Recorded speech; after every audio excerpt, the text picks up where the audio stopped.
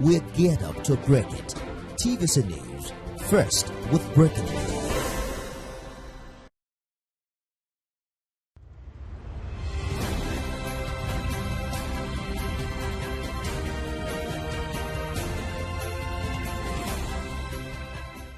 Marketing Edge ONTV is Nigeria's leading initiative in the business of brand management and in the management of brand business. It is a 30-minute awesome package that comprises brand news, branding focus, and industry conversation, all in a mix, encompassing thorough and in-depth analysis aimed at promoting the brand idea.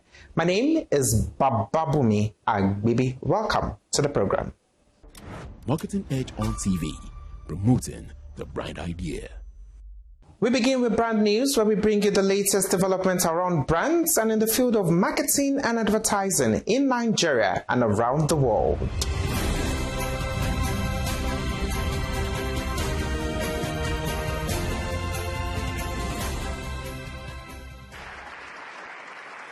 It was a day of excitement and learning and renewed self-confidence at Caleb International School as Goodnight Hygiene Nigeria Limited brought sanitary wellness, open conversations, and reassurance directly to students, thereby changing perspectives and building confidence. Speaking about the outreach, Bobby Young, the Chief Executive Officer of Goodnight, affirmed that the company believes a healthy beginning builds a happy future, while the Managing Director also added that this is part of the Goodnight corporate social responsibility, which is about dignity and confidence. Our role is to take care of the young ladies' health. So we make the product make sense and be sense, and we hope we can take care of the young ladies' health. We believe that with the correct protection of the health, as the health condition is well guaranteed, then the ladies and the girls will have more confidence to pursue their dreams and to realize the values in the future. And they can study well, and they can work well, and they can live a happy life. Business makes sense. This is a very, very good one because it will position our brand as not just a commercialized brand, but a brand that looks to the well-being of the girl child in the society. Beyond the distribution of sanitary wellness, Goodnight also distributed other educational items. Teachers and students described the engagement as timely and empowering. I think BSense's goal is very important, that they're interested in health, especially for like young girls. I think it's very honorable, and I'm just so happy that they came to Caleb British to help us and to show us and educate us about the entire thing. It's really an honor. Kudos to BSense, kudos to the organizers, the manufacturer, kudos to the school management. I think the time pass is very difficult for women. It's like a thing of shame to talk about their menstrual health, the menstrual cycle. But now we should know, as a girl, it's just a biological something. It's not a thing of shame. It's something to be proud of. It's something to reckon with, and we are very happy to have you here. Thank you. The care for the people, genuine care for the people. This is not the first school they are coming. They've been doing it everywhere, and whenever you call on them, they are always ready to respond. I don't know. From Caleb International School, the Goodnight team moved to Ujuwoye Market, Mushin, where sanitary wellness met vibrant market energy. The activation featured product awareness, engagement, and free sampling of BSense sanitary pads and lip-raised baby diapers. They still have many things. They have lip-raised, pampers, and just fit, even their pant line. Everything about their products is okay. The company is very nice. So people are buying it, they like it well. For Goodnight Hygiene, this was more than an outreach or activation. It was a journey of care, restoring confidence, sparking conversations, and reaffirming dignity, one community at a time. Nigeria remains highly visible on the global stage, but trust and credibility continue to trail behind.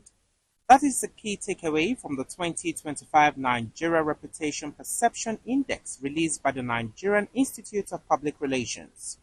The report gives Nigeria an overall reputation score of 35.2%, showing strong awareness but weak confidence among citizens and international observers. Culture stands out as the country's strongest asset, while leadership and governance issues continue to weigh on trust.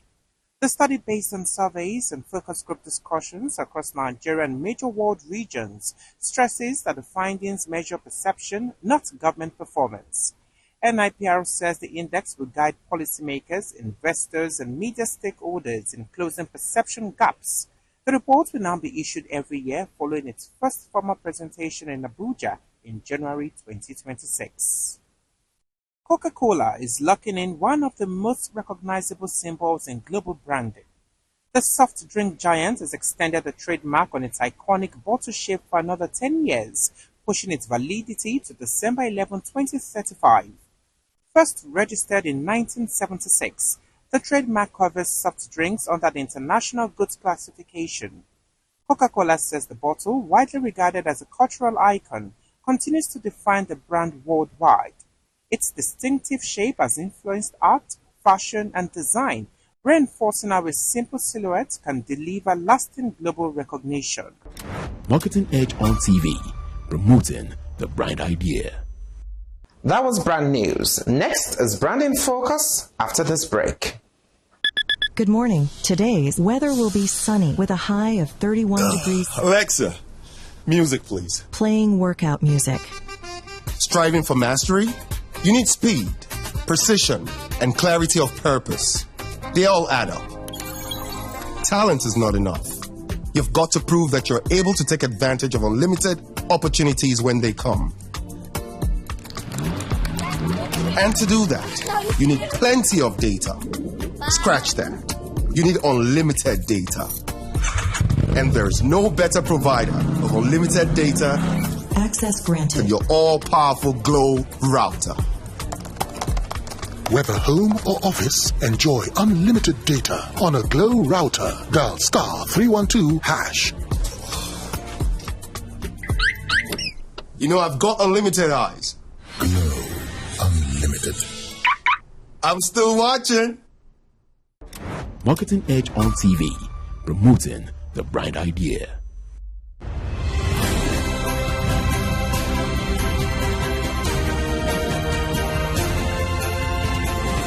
Now, brand in focus. In business-to-business marketing, logic may get the credit, but perception often makes the sale. Experts say buyers don't just evaluate specs, features, and cost. They also weigh how a brand feels in the market. When competing products look similar, the winning edge often comes from image, the impression of skill, innovation, or authority. From sleek websites to thought-leading reports, polished presentation builds trust before a product is even tested. Even in high-stakes deals, emotion hides under the surface.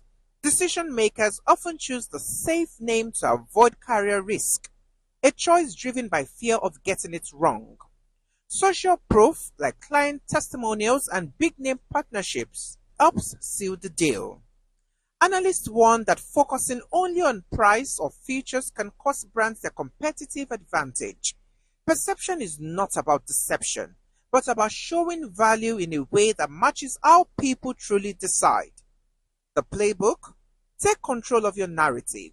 Keep branding sharp, share wins, and collect third-party validation. Every touch point should make your brand look and feel like a leader. In B2B, it's not always the best product that wins. It is the best presented one. And in today's crowded market, perception may just be your most valuable asset. Marketing Edge on TV, promoting the brand idea. Next is Industry Conversation, where we discuss with industry thought leaders who have distinguished themselves and have made tremendous impact in their chosen field. Today, my guest is the president of Out-of-Home Advertising Association of Nigeria, Shola Akinshuku. Join us after this break. Marketing Edge on TV, promoting the brand idea.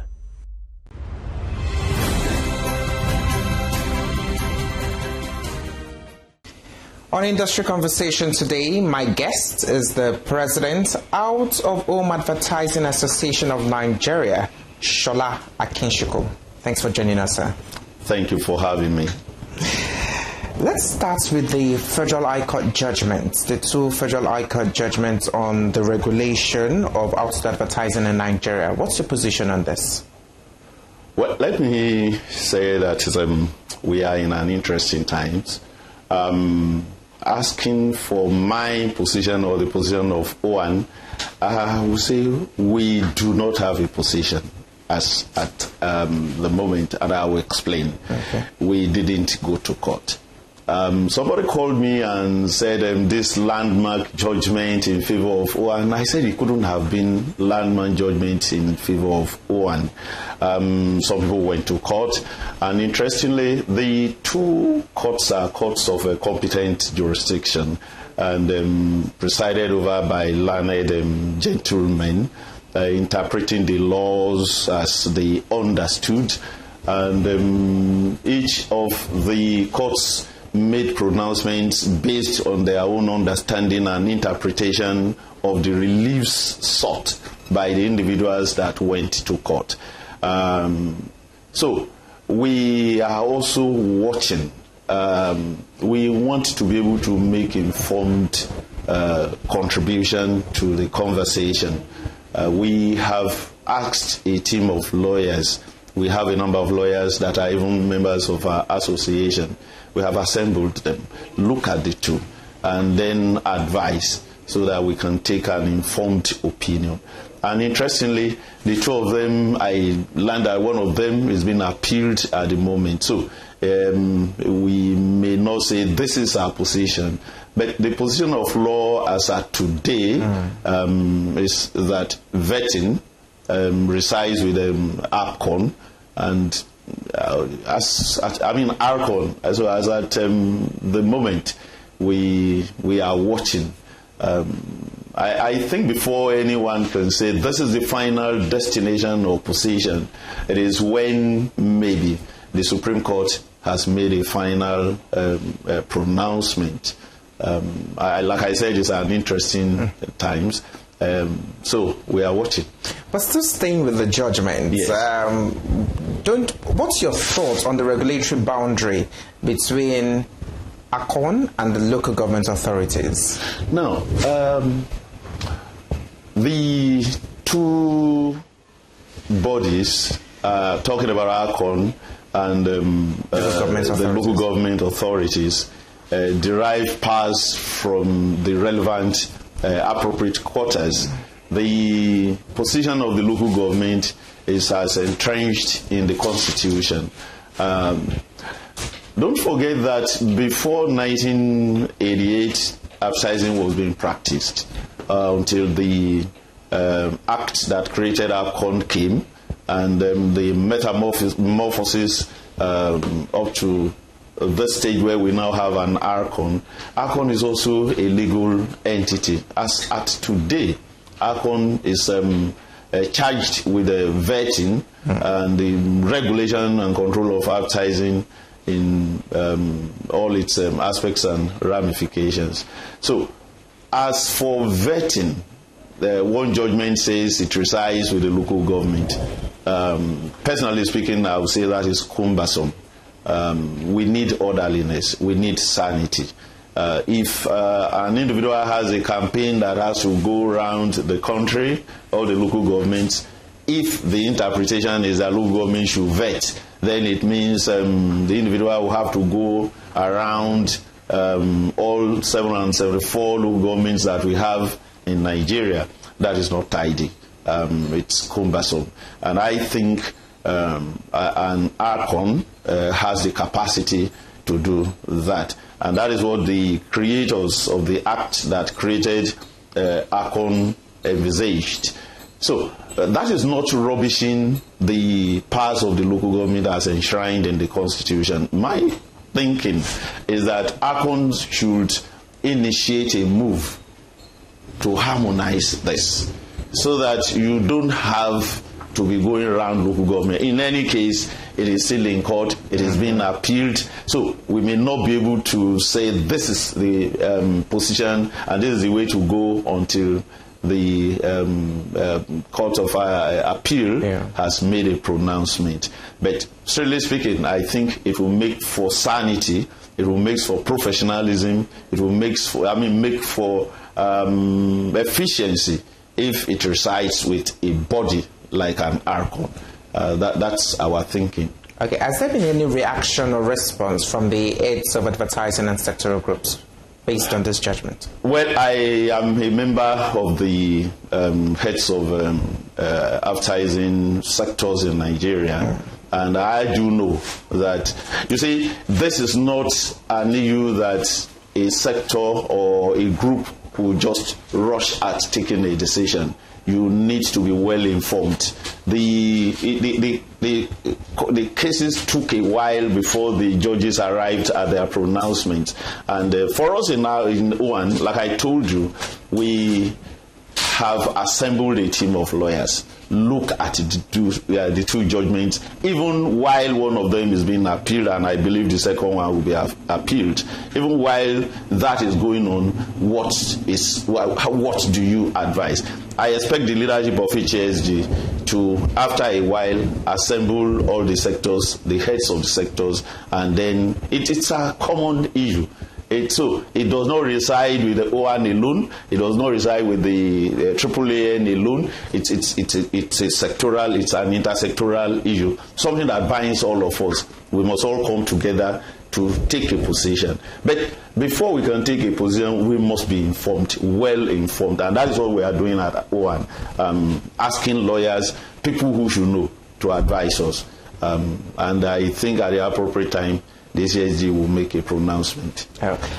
How would you assess the regulatory reality of out-of-home advertising in Nigeria? Well, it's something I have been, how do I put it now? Something I've been involved in, that I've experienced in more than close to 30 years. I used to be the head of vetting and inspectorate in APCON, and that was where I met John Ajay. That's a different story later.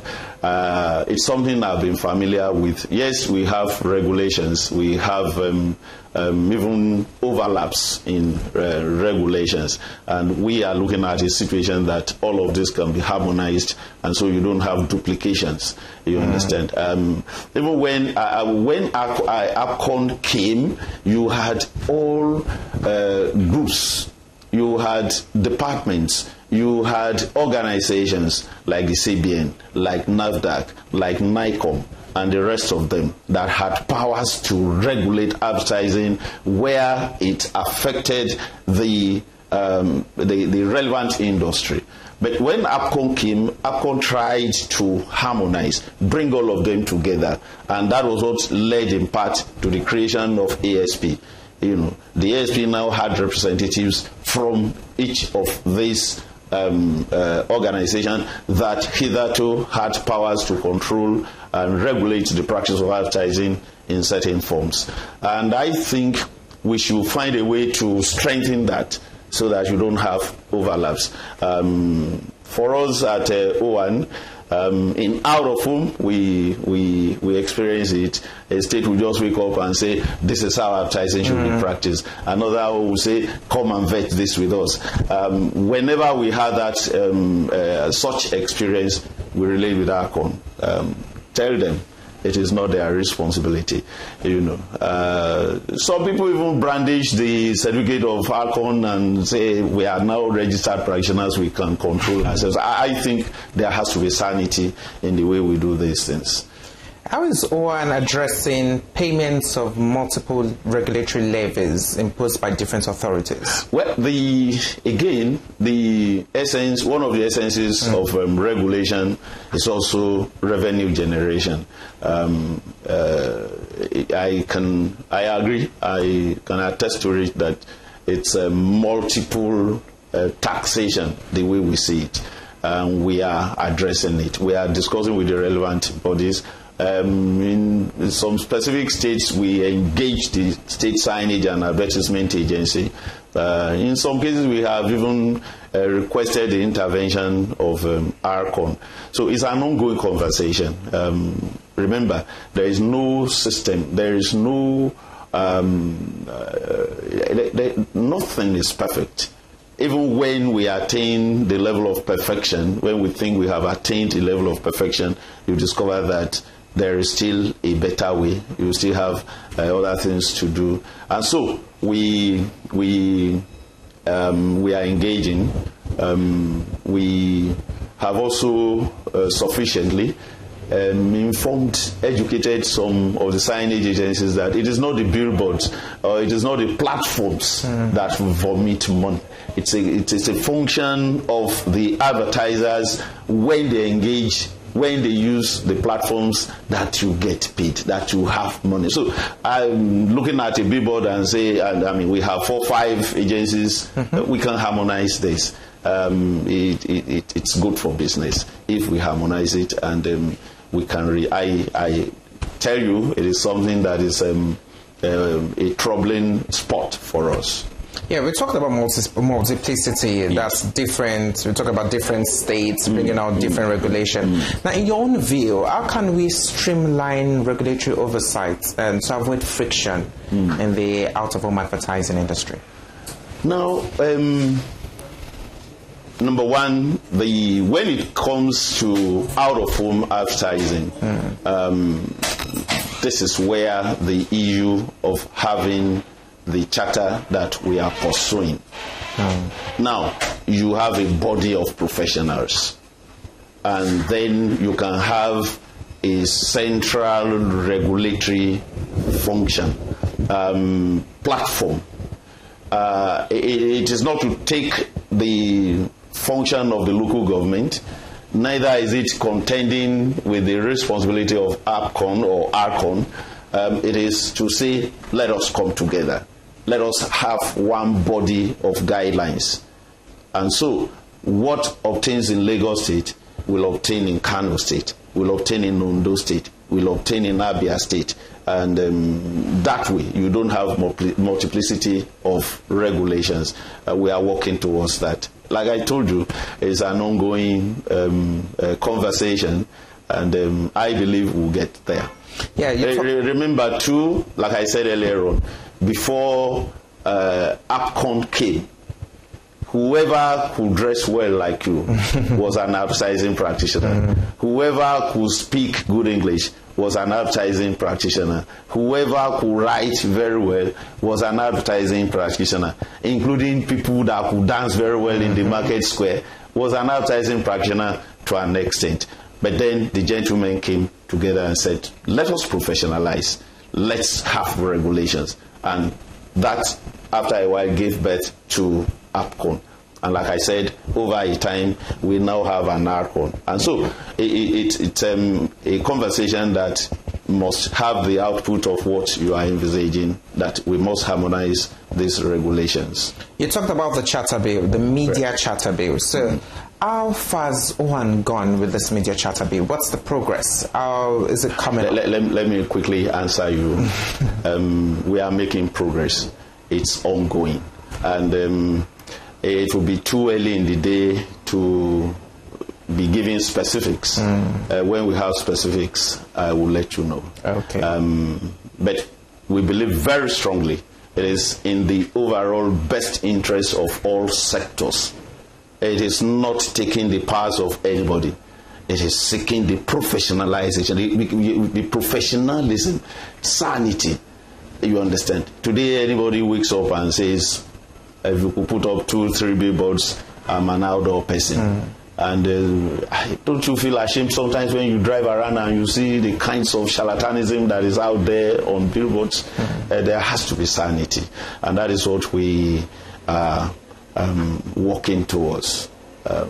When we have specifics, I will let you know. Let's talk about Oyo State, the signage and advertising agency in Oyo State. They're insisting on vetting gaming and lottery. What's your thought on this? It is not what they are insisting on that matters. It is what the law says. It has legal implications. If OISA, that is Oyo State Signage and Advertisement Agency, does not derive that from any law, then it is an illegality that they are pursuing. I have read the response of ACON and I think it is timely. Let me also say this very quickly, that we got the letter first. And we had drafted a letter to ACON to say, ACON, look, this is what we are getting from OISA. We also wrote to OISA and say, OISA, to the best of our knowledge, it is only ACON that has the capacity to vet any advertisement or advertising message. And let me also say, that is not the first time that a state will come up and say, come and vet this with us. In the past, during political campaigns, well, maybe to kind of frustrate opposition, some states come up with this idea of vet your materials with us before you put up. And we told them, you do not have that capacity. Once ACON has approved an advertisement, an advertising message, it goes on display. No state can stop it. We had done that in the past. So it is not a new thing. When OISA came and said gaming and gaming, now we will need to look at what, one, the gaming, the law that regulates gaming and betting has said. If it's a state, if within a state to regulate, to control gaming and betting, then we also need to ascertain if that law also gives the state the capacity, the mandate to also regulate the communication. You understand? Yes. To the best of my knowledge, I may be wrong. To the best of my knowledge, I don't think there's any such law. Yes, I'm aware that there is this ongoing tussle between, I think, Lagos State and the federal government on gaming and betting. We will need to look at the law. Until we are educated and the law is saying it resides with OISA, I think it will be an illegality for OISA to want to pursue that. But if the law that created OISA supports that, and if the law at the federal level that created gaming and betting has ceded that to the state, then we'll say OISA has that capacity. But my personal opinion is that vetting should reside with ARCON. Thank you very much, sir. This has been an interesting conversation. Thank you. I've been speaking with the President, Out of Home Advertising Association of Nigeria, Shola Akinshuku. That's all we can take today. Do remember to follow the conversation on our website, www.marketingedge.com.ng, and also follow us on all our social media handles at Marketing Edge. My name is Bababumi Agbibi.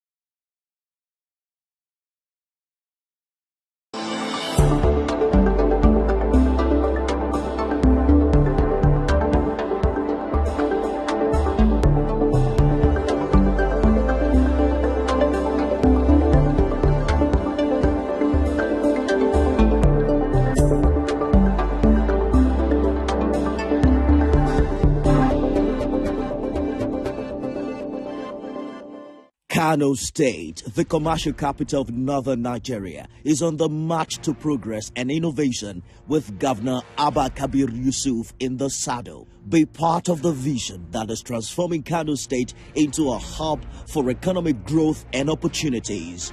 Hear directly from the governor as he engages the people, listens to their concerns and shares his vision for a brighter future. Explore the developmental projects embarked upon by his administration to change lives, from infrastructure, healthcare, education to tourism. Watch the rich history of the culture and tradition of Kano and savor the vibrant spirit that unites the center of commerce on Kano Spotlight, Thursdays at 9:30 p.m. only on TVC News.